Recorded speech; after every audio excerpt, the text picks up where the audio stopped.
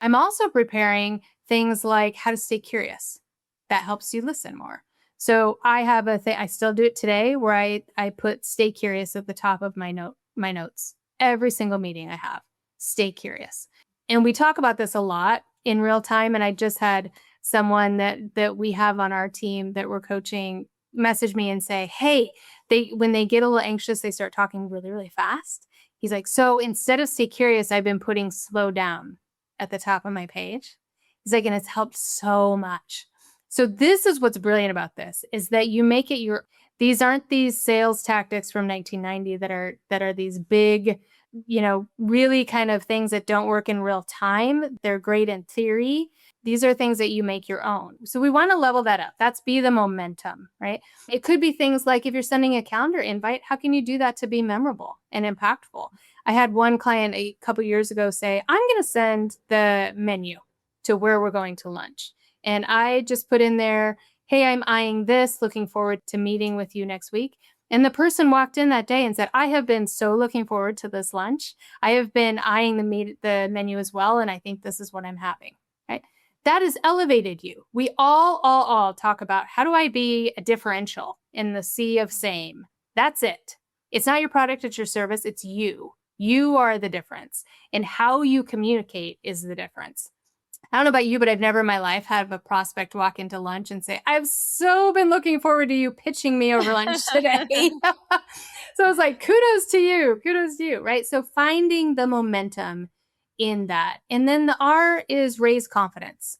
So we're going to raise confidence for the entire room. We're also going to raise your own confidence. That's the nonverbal that comes in. So now that we've done the thinking with being the momentum, we're going to talk about the nonverbal, how that's present, how that impacts. And then the E is engage. So, all right, now we're in it. How do we engage differently? If you've asked the same questions on the last 3 meetings the exact same way, it's time to reframe those questions. Right? There are certain words that impact and sell. There are certain words that lower your credibility. Do you have those? Watching those. So really being mindful of how we're engaging, but also still continuing to build that momentum through, obviously, the raising confidence throughout as well. And then the W comes all around with what about the crap, really?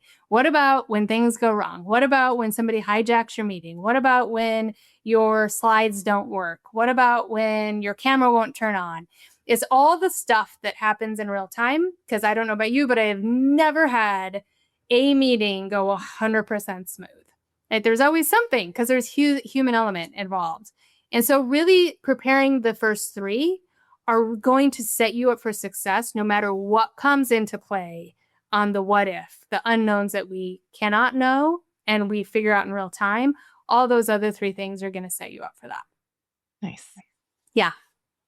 Yeah, you're adding a lot of fun into the process as well because of these different elements. So, and I've never heard a sales process like this. So obviously you have really hit something that a lot of us need. How many of us have been on those sales calls where people, do a cool reach out or some kind of reach out in email or LinkedIn or wherever, and then you get on the phone and they're just sell, sell, sell. There's nothing else personalized about it. And then obviously, that's for small businesses like myself, but then going into larger companies and thinking about the in-person selling, you're just adding like something that would make me think to be excited about being a salesperson, right? Bringing some of that joy back into the process. Yes. Yeah. If you can stay curious, one of the biggest shifts there is thinking around not what do I sell, but how can I stay curious about learning about this other person today to see if there's a fit. I just was listening to something before we jumped on around disassociating from outcome. It's one of the hardest things to do. If you can do it in sales, you will be so successful. And one of the things that you need to remember is that your goal is the outcome. The goal that you put yourself, the financial goal, we all have a financial goal. If you work for a company, they have a financial goal for you, right? That's out there. That's out there Q1. What is the goal for either the quarter, the month, the year, whatever? That's the outcome. So now what we need to focus on is the habit in between, the habit that gets you there.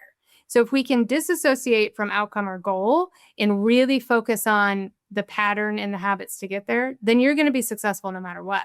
It's when we focus continually on, I have a call with somebody and all I'm focused on is getting the contract in. You're pushing to goal. Got to go way back to, I just want to see if we're aligned. 50% of your clients are not a good fit. Half of your clients are not a good fit. That doesn't mean forever. That means right now.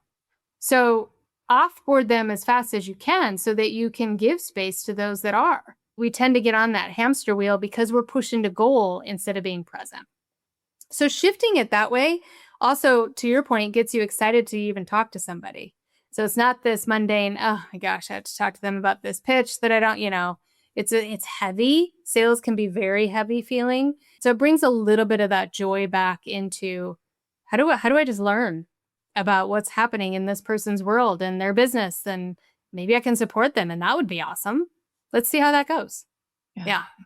Yeah, much better perspective framing.